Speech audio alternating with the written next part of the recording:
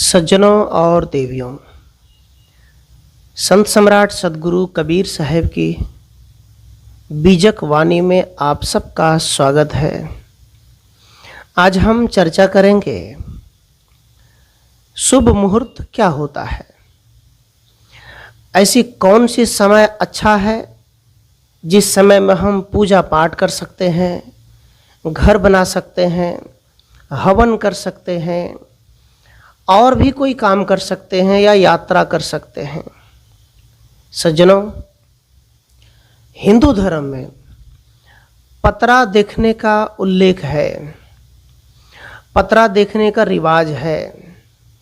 किसी को घर बनाना होता है तो पंडित जी के पास जाते हैं, कहते हैं गुरुजी पतरा देखिए, मुझे घर बनाना है, और वो पतरा देखते हैं।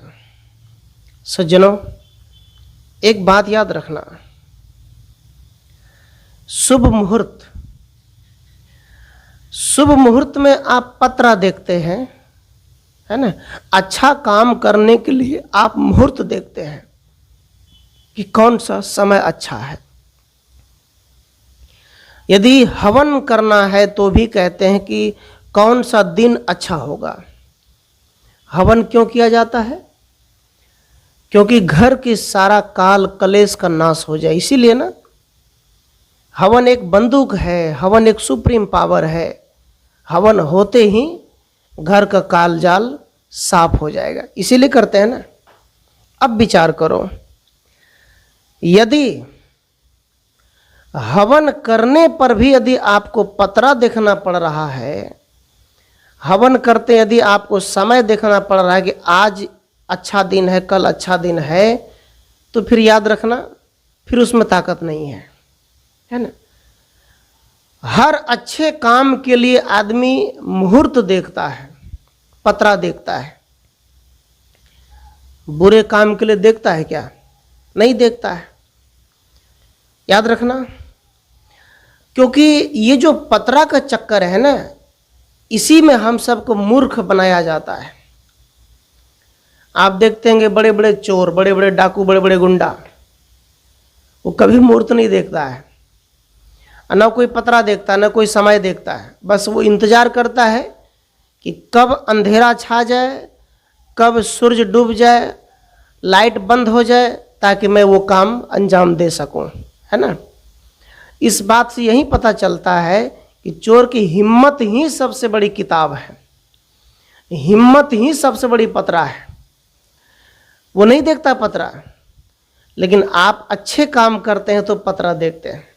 लेकिन याद रखना, पतरा देखना हो तो बुरे काम के लिए देखो,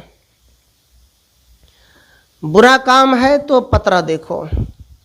जैसे कबीर साहब ने कहा, कल करो सो आज कर, आज करो सो अब, पल में प्रलय होएगा, बहुरी करेगा कब।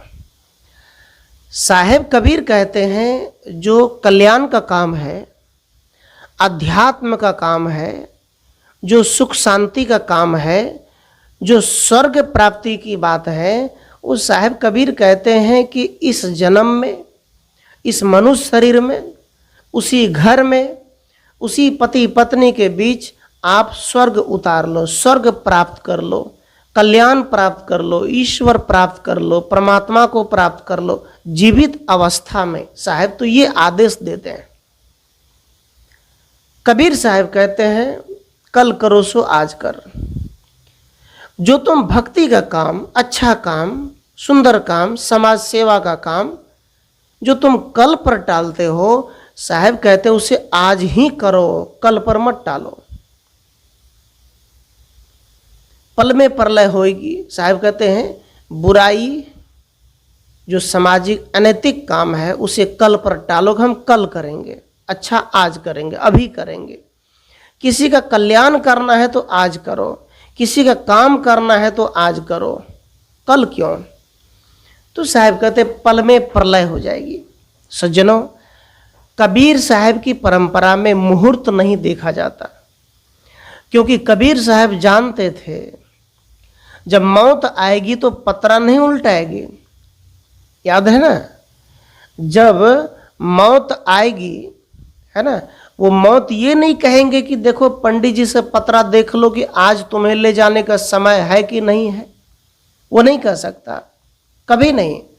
मौत आपकी इंतजार नहीं करेंगे कि सूरज डूबेगा तब ले जाएंगे तुमको, है ना, या फिर थोड़ी सी गंगा जल चढ़ा देंगे तब हम तुमको ले जाएंगे, या किसी भगवान का दर्शन करा देंगे तब ले जाएंगे।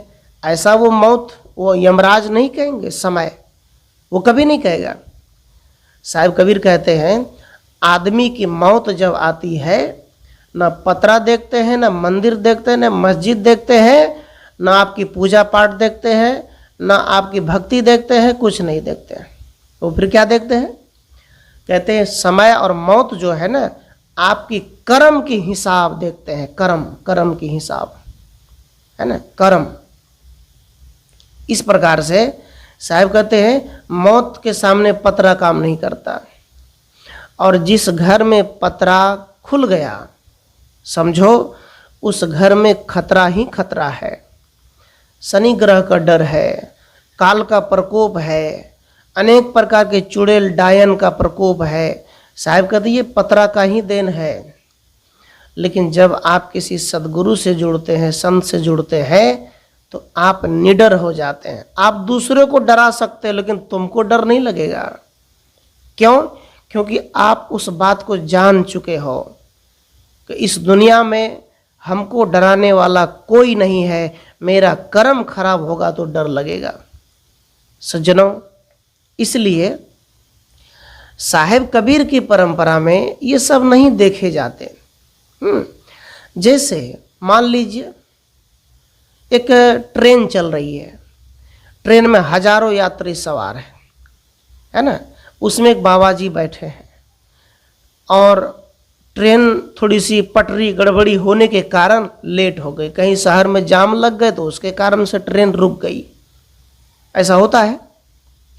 जो ट्रेन 8 बजे पहुंचना है वो 10 बजे पहुंचते हैं।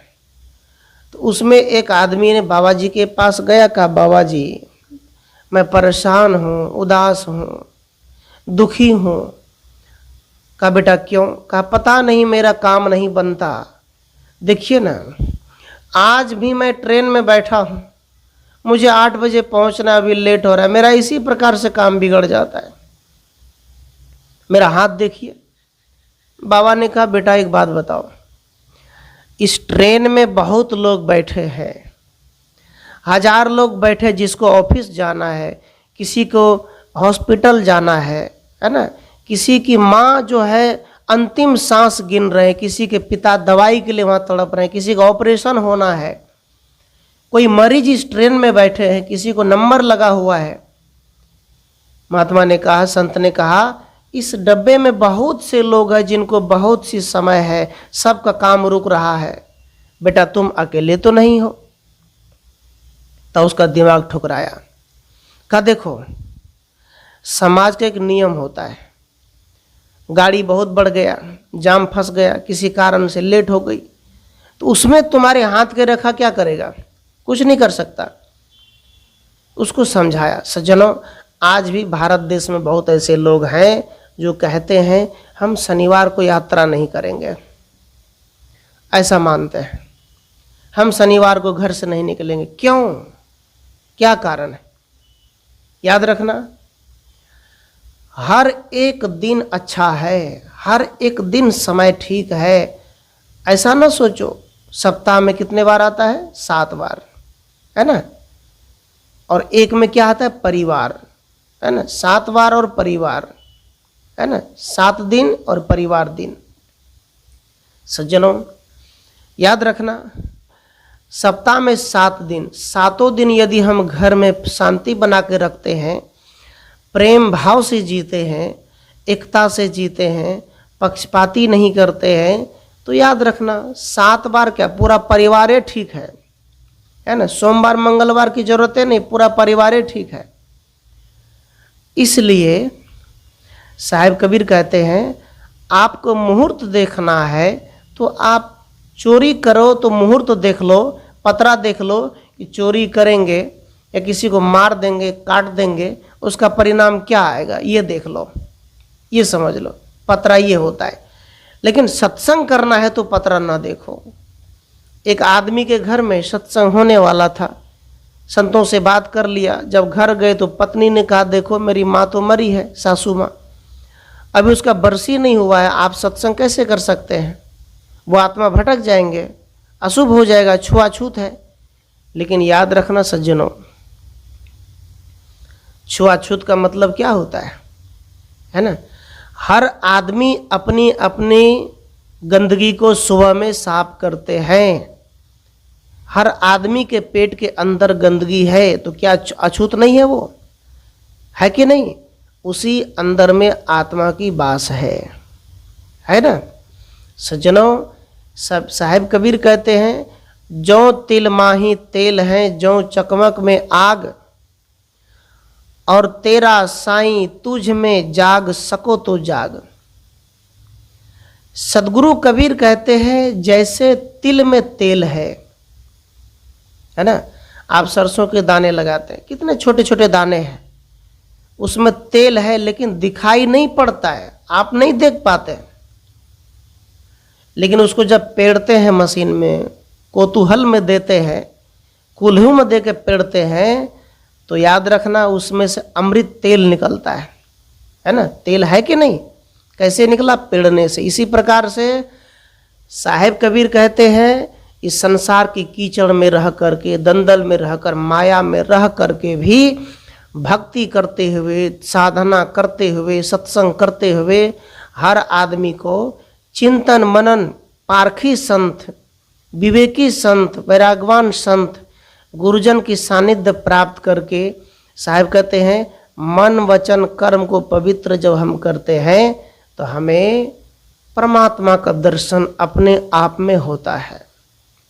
अपने आप का मतलब है वो तुम खुद हो, कोई दूसरा नहीं। तुम हो, कोई दूसरा नहीं। इस प्रकार से साहिब कबीर का जो कहने का अर्थ है, वो कहते तिल के समान तेरा साईं तुझ में।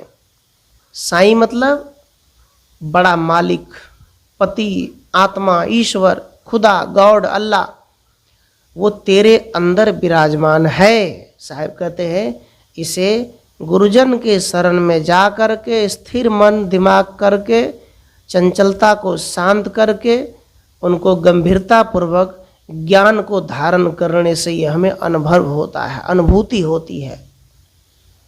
तो साहिब कबीर कहते हैं कि ये जो सारी बातें हैं, कबीर साहब कहते हैं, पतरा देखने से ज्ञान नहीं होता है ना? साहब ने कहा, औंधे घड़ा नहीं जल बूढ़े, सीधे सो जल भरिया, तेहि कारण नर भिन्न भिन्न करे, सो गुरु प्रसादे तरिया।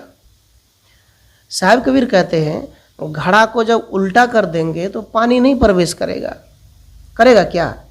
नहीं करेगा। इसी प्रकार उल्टी बुद्धि, उल्टी सोच, उल्टी चाल, उल्टे चिंतन, उल्टी साधना, है ना? जब सोचो तब उल्टा सोचो, जब करो तो उल्टा पुल्टा करो, जब चलो तो उल्टा सुल्टा करो, काम करो तो उल्टा करो, है ना? कोई नियम ना बनाओ, उल्टे नियम से चलता है। तो साहिब कबीर कहते हैं, जल अर्थात ज्ञान प्रवेश नहीं करेगा। उल्टे बुद्धि वाले, उल्टे चाल चलने वालों के अंदर ज्ञान प्रवेश नहीं करता है। साहिब कहते हैं, औंधे घड़ा नहीं जल बूढ़े, सीधे सो जल भरिया। जो घड़ा सीधे है उसमें जल प्रवेश करता है। जिसकी बुद्धि ठीक है, सोच अच्छा है, चिंतन अच्छा है, कर्म वाणी पवित्र है, मेहनत बराबर मात्रा में करता है, कमजोर नहीं है, जो भी काम करता है दिल खोल कर करता है, मन से करता है, ईमानदारी से करता है, तो साहिब कहते हैं, सीधे सो जल भरिया। उस मनुष्य के अंदर कर्म ज्ञान, है ना, आत्मज्ञान, योग ज्ञान, सामाजिक ज्ञान, भक्ति ज्ञान, आत्मज्ञान अपने आप उतर जाता है। फिर उस मनुष्य को कहीं भटकना नहीं पड़ेगा, किसी तीर्थों में, गंगा में, पोखर में, तालाब में डुबकी लगाना नहीं पड़ेगा। अरे उसके अंदर तो स्वतः ज्ञान है। साहिब कबीर तो इस सहज साधना दी हम सबको, हम सब करें इसको। साहिब कबीर ने कहा, जाओ तुम उठाओ, ऑफिस जा रहे हो कुछ पैसे बचत करो, दिमाग लगाओ, घर आओ भक्ति साधन करो, बच्चों को संस्कार दो, सहज हो गई, सुख मिल गया। यही तो सुख है। फिर साहब कहते हैं तेही कारण नर भिन्न भिन्न करे। कहते हैं जिसकी बुद्धि उल्टी है, जिसकी खोपड़ी खराब है, कहते भिन्न भिन्न करे, अर्थात भिन्न भिन्न अलग अलग जगहों पर वो भटकता है ना। तीर्थों में भटकता है, धामी के पास भटकता है, ओझा के पास भटकता है। फिर साहब कहते हैं, कहते जो भटकने वाला आदमी था वो गुरु प्रसादे तरिया, गुरु के शरण में गया, गुरु के प्रसाद प्राप्त किया, गुरु के आशीर्वाद प्राप्त किया और उसका जीवन तर गया और धन्य हो गया। ऐसे सदगुरु कबीर हैं, ऐसे सदगुरु कबीर की साधना है और उनकी साधना की प्रकाष्ठा है। तो सज्जनों, अब ये जो मुहूर्त देखने की बात है, और ऐसे ऐसे लोग बोलते हैं कि कौन सा दिन हम वो घर का नींव रखेंगे अच्छा रहेगा, और घर की नींव रखेंगे तो उसमें नाग नागिन डालेंगे तब मेरा घर अच्छा रहेगा। सज्जनों, मैं आपको बता दूं, जब आप घर बनाते हैं आप कुछ भले मत डालो, कुछ न डालो। मैं कहूँगा आप संतों को बुला लीजिए, जो पहुँचे हुए संत, ज्ञानी संत, उसको बुला लो, उनके हाथ से 5 ईंट रख दो और माता पिता के हाथ से भी 5 ईंट रख दो। सदगुरु के हाथ से, माता पिता के हाथ से 5 ईंट रख दो, घर बनाओ और घर में पति पत्नी माता पिता आपस में प्रेम से रहो। जब वो घर बनेगा वो घर कभी नहीं टूटेगा, टूटेगा तो टूटेगा, 100 साल के बाद तो टूट जाएगा। लेकिन याद रखना, घर झोपड़ी ही क्यों ना हो, घर में आप बांस की बत्ती क्यों न लगाए हो, है ना, रस्सी से बंधन है, माटी लेप दिए हो, यदि उस घर में प्रेम है, मैं समझता हूँ उससे बड़ा कोई घर नहीं हो सकता। आपने चारों खूंटा में, सभी पिलर में नाग नागिन रख दिया, यदि आपने घर में एकता और प्रेम से नहीं रहा तो क्या नाग नागिन आपकी रक्षा करेंगे? नहीं कर सकता।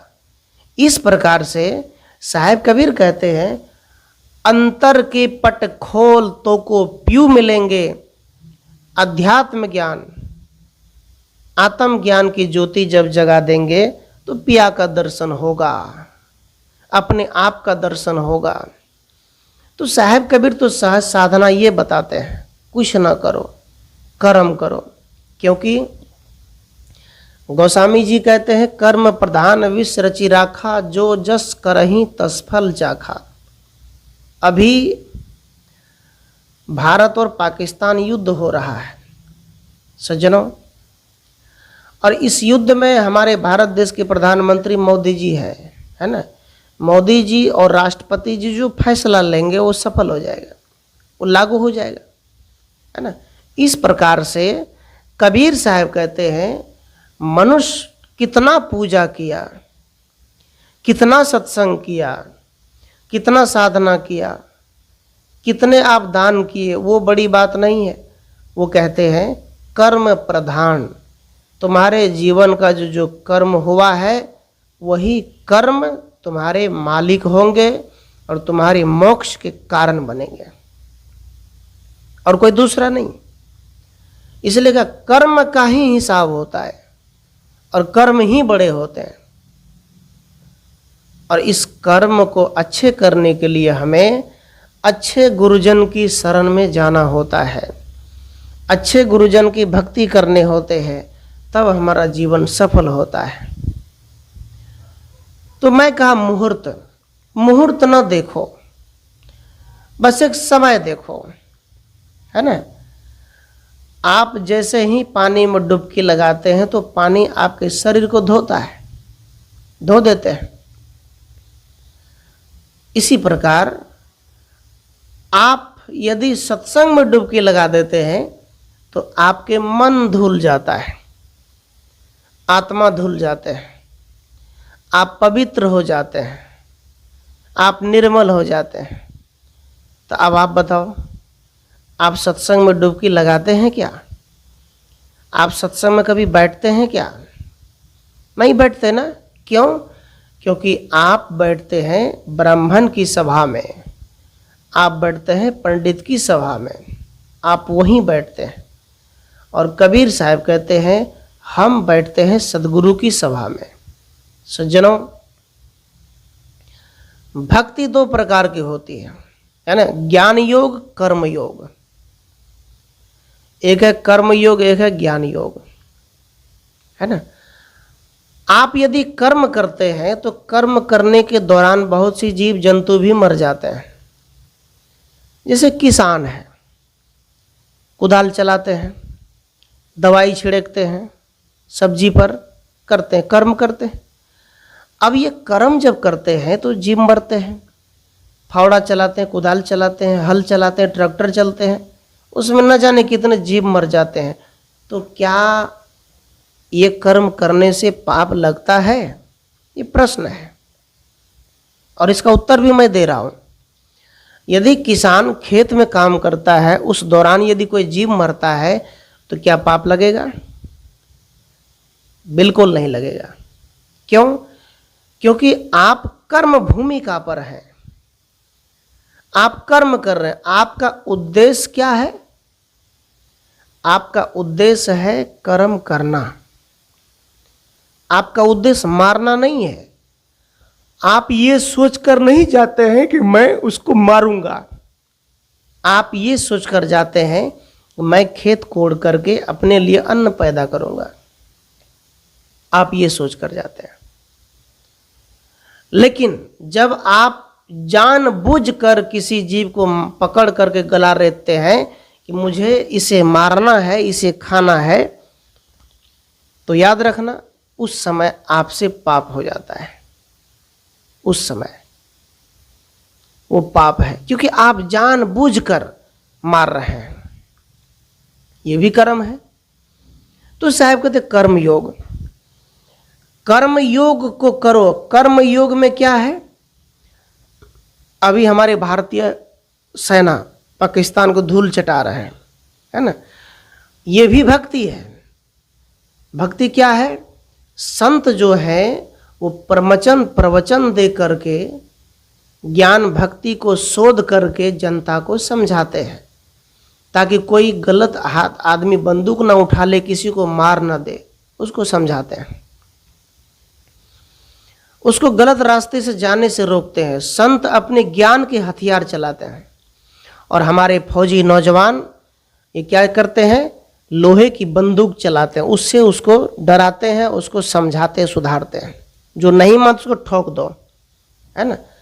याद रखना, देश प्रेम से बढ़कर कोई प्रेम नहीं होता है।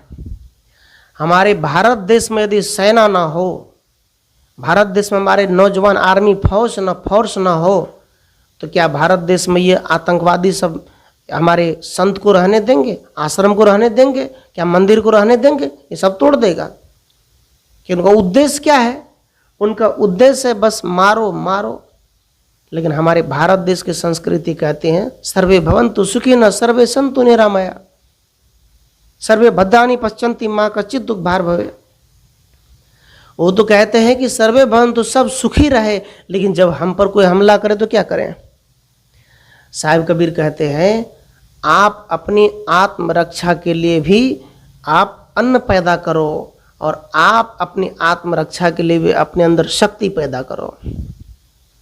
अपनी बेटियों के हाथ में आप मोबाइल देकर टिकटॉक चलाते नाचती है ना, उनको क्या करना चाहिए? तलवार और कराटा सीखना चाहिए, फाइटिंग सीखना चाहिए। आज हमारे बेटियां, हमारे बहनें बॉर्डर पर इतने बड़े युद्ध लड़ रही है। बेटियां पाकिस्तान के कितने आतंकवादी को धूल चटा रहे हैं, है ना। तो क्या वो मंत्र से? नहीं, वो अपने सामर्थ्य शक्ति से। इस प्रकार से आज हमारे भारत देश की बेटियां अपंग होती जा रही है। नाचना कूदना ज़्यादा करती है, तलवारबाजी, फाइटिंगबाजी और शस्त्र ज्ञान से पीछे होती जा रही है। हमारे संस्कृति को भूलते जा रहे हैं। उसे याद रखना चाहिए और उसको धारण करना चाहिए। उस पर चलना भी चाहिए। तब हमारे भारत देश के जो भक्ति है, एक हमारे साधु संत भक्ति करते हैं, एक हमारे सेना नायक भक्ति करते हैं, बॉर्डर पे भूखे प्यासे रात में जगते हैं, गोलियां खाते हैं, बम बारूद खाते हैं, तब हम जाकर सोते हैं घर में। भारत के लोग नींद से सो रहे हैं एक सेना के कारण, वो बॉर्डर पे खड़े हैं। हाँ, उनको भले उनके बदले में पैसे मिलते हैं, लेकिन वो भक्ति कर रहे हैं, हमारी रक्षा कर रहे हैं। इसलिए हम सब उन सैनिकों को हम हौसला बुलंद करें कि आप सब लोग भारत माता के गोद में रहें और इस माटी के लिए लड़ें। हम सब आपके साथ हैं और भारत माता अर्थात भारत की हर एक नागरिक, हर एक माता जिन्होंने भगत सिंह को जन्म दिया, सुभाष चंद्र बोस को जन्म दिया, बाबा साहब अम्बेडकर को जन्म दिया, कबीर साहब को जन्म दिया, जिन्होंने भारत को एक किया, संप्रभुता को एक रखा, अखंडता को एक रखा, यही तो भारत माता है। ऐसी ऐसी माँ यदि ऐसे ऐसे महापुरुष को जन्म न देते तो भारत माता कैसे होते। लोग भले भारत माता की जय न कहे, लेकिन याद रखना भारत माता की जय का मतलब ही होता है भारत की हर एक माँ जिन्होंने एक पुत्र को जन्म दिया और उसने पूरे भारत की संविधान लिख दिया, उस माँ की जय हो और भारत देश के गरीब दुखी सबकी जय हो। यही तो भारत माता की जय है, इस माटी की जय हो। इस रग रग के लिए मरना ही हम सबका उद्देश्य होना चाहिए, जीना चाहिए। सज्जनों, तो मुहूर्त में तो बड़े बड़े बाबा लोग देखे, कुंडली देखे, बाबा बागेश्वर के पास गए तो वहाँ पर भी बहुत कुछ देखा गया। लेकिन मैं कहता हूँ आप पाकिस्तान पर खड़े हो जाओ, एक मंत्र मारो और पाकिस्तान को उड़ा दो, बॉर्डर पे जाओ। लेकिन ऐसा नहीं होगा सज्जनों। दिव्य दृष्टि केवल संत के पास होते हैं, चमत्कारी ब्राह्मणों के पास नहीं होते। संत साधना से आपकी चेतना शरीर को देख करके वो जानते हैं कि आप क्या करने वाले हैं, क्या करेंगे, ये केवल संत जान सकते हैं।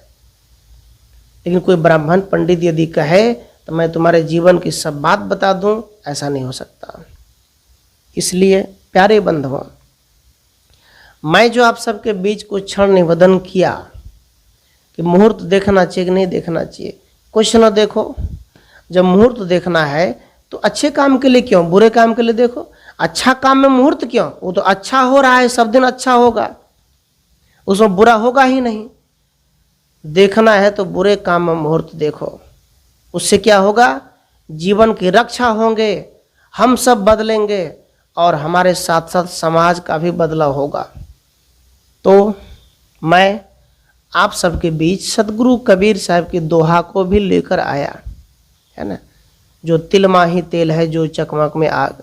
जैसे तिल में तेल है, घी दूध में घी है, उसके बारे में पता नहीं है। किसान 1 किलो दूध को 50 रुपए में बेचता है, यदि वही दूध को नित दिन उसका माखन निकालता है तो वही कीमत बढ़ जाते 900 या 1000 रुपए किलो हो जाता है ना। दूध वही है, दूध निकाल निकाल कर आप खराब कर दो तो कोई फायदा नहीं। यदि उसी दूध को गर्म करके माखन निकाल लोगे, यदि उसे घी बना लोगे तो 1000 रुपए किलो बिकेगा। यही बात हमारे और आपके बीच लागू होता है। सज्जनों, हम सब भी यदि भक्ति नहीं करते हैं, यदि सत्संग नहीं करते हैं, तो हमारा और आपका जीवन इसी भांति दूध के भांति 50 रुपए किलो में खराब हो जाते हैं। यदि हम मथते हैं, उसे पेड़ते हैं, है ना, उसको हम सार कुछ निकालते हैं तो हमारी कीमत हजारों में हो जाते हैं, है ना। एक पानी है, गांव में कौन पूछता है पानी का, फ्री में पानी मिल जाता है। रेलवे में 20 रुपए मिलता है एक बोतल, वही पानी बिस्लरी एरोप्लेन में जाओ तो 150 रुपए 100 रुपए मिलता है। पानी वही है, जगह बदल गया। हम और आप वही हैं, बस हमें बस कल्चर बदलना है, स्वभाव बदलना है, अपनी सोच बदलनी है, अपनी चिंतन बदलने हैं, अपनी आदत को बदलने हैं, अपने भक्ति साधना को बदलना है। याद रखना, फिर हमारी कीमत बढ़ जाएगी। हम भक्ति करेंगे, सत्संग करेंगे तो हमारी चिंता समाज करेंगे, हमें कोई चिंता नहीं। बस केवल हम परमात्मा के ध्यान करें, साथ संगत करें, साहब का ध्यान लगाएं, बस सब कुछ हमें प्राप्त हो जाएगा, फिर खोजने की जरूरत ही नहीं पड़ेगी। तो विचार अच्छा लगा आप सबको तो आप इस चैनल को सब्सक्राइब करें। यदि आप मुंडन का मुहूर्त देखते हैं या कोई श्राद्ध कर्म का मुहूर्त देखते हैं, घर बनाने की मुहूर्त देखते हैं, तो आप ये ना देखो, बस आपके पास पैसा होना चाहिए। जब आप जो काम शुरू करना चाहो कर दो, पैसा हो जाए बस। और अच्छे से बनाओ, मजबूती से बनाओ, है ना। एक आदमी घर बनाया, बड़ा इंजीनियर था, घर बनकर तैयार हो गया, करोड़ों का मकान, उसमें काला टीका लगा के वो बर्तन को टांग दिया। संत गया, कहा बेटा ये क्यों टांगे? कहा बाबा किसी का नज़र न लग जाए। संत ने कहा मजबूत सीमेंट, मजबूत गिट्टी, मजबूत छड़ यदि तुमने डाला है तो किसी की नज़र नहीं लगेगी, इसे उतार कर फेंक दो। फेंक दिया। तो आप लोग भी ऐसा न करें। आप सबको बहुत बहुत धन्यवाद। आप सबके अंदर बैठे राम को 3 बार साहे बंदगी साहे।